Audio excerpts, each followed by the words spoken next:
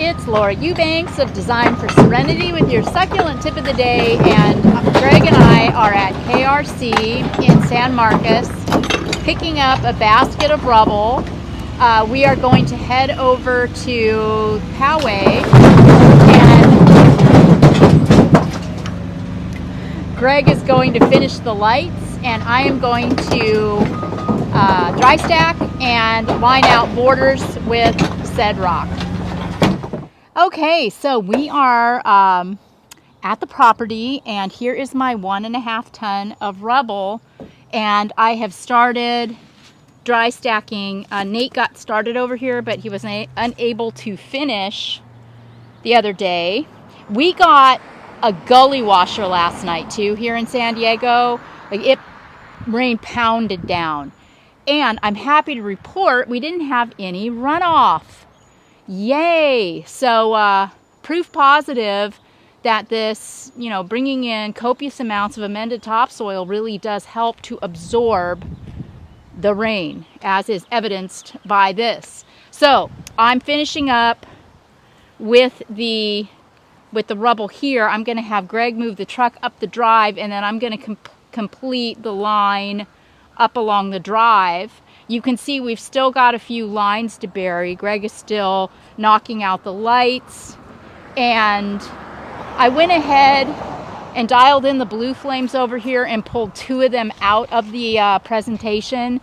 It was just too much blue flame, so 2 of those are going to go in the backyard, and then I'm going to take a couple of the compact yucca cuttings and put them against the edge of the fence line. Client is having the tree guy come. Not getting rid of the ukes, but she is getting that branch taken off and getting them laced out, and all of those sucker trees are going to be gone. So that will go a long way to really cleaning things up. You may also notice that along the fence line over there, our client got out with her chainsaw yesterday and just in between raindrops tore into a lot of the hot mess that was hanging over the fence. So that looks a lot cleaner. More good news. See, we're all listening to you. These palm trees are going to get a good cleaning. So yay on that. That's going to look really nice.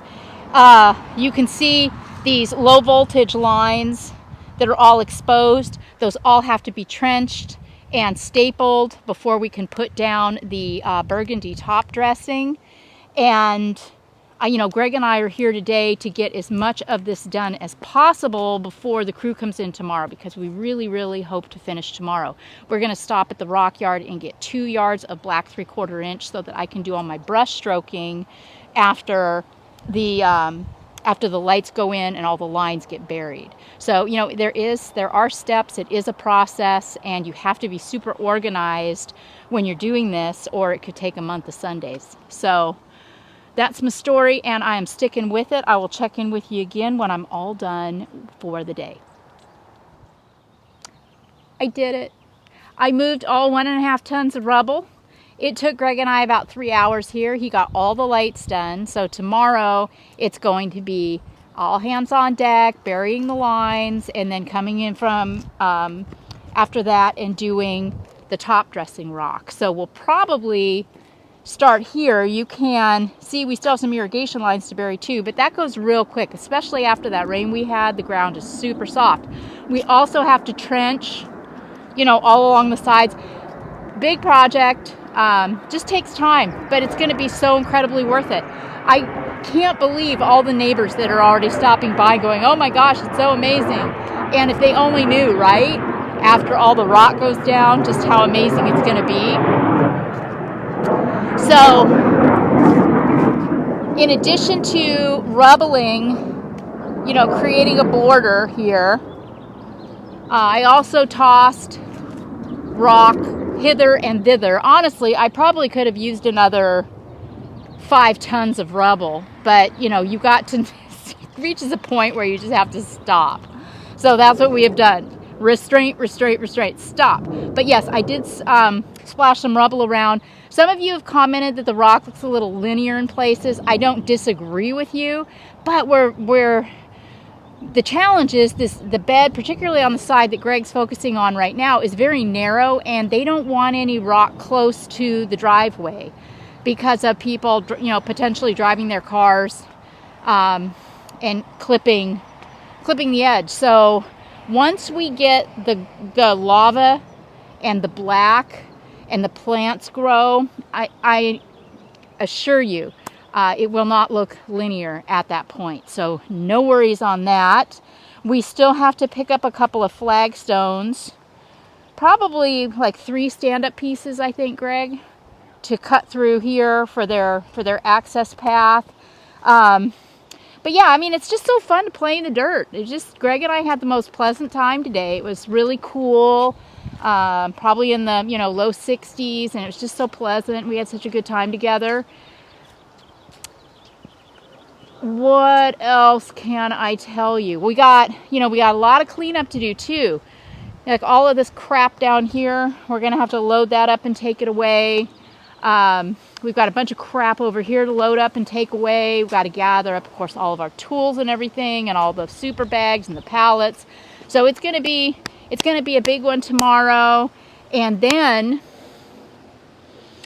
we are going to be spending a little bit of time up in LA taking care of grandbaby Lucy for a few days while our son and daughter-in-law get some much deserved and much needed R&R.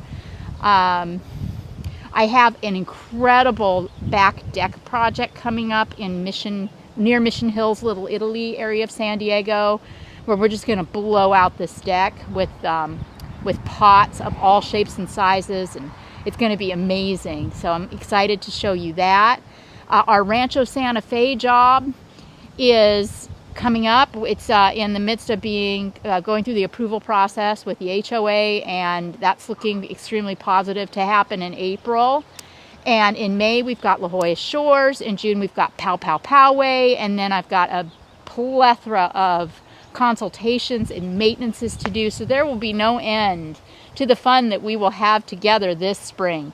But in the meantime, remember, all of your comments are welcome. Your questions, your critiques. Really, truly appreciate all of the input that you all are giving on this and every project. This has been Laura Eubanks of Design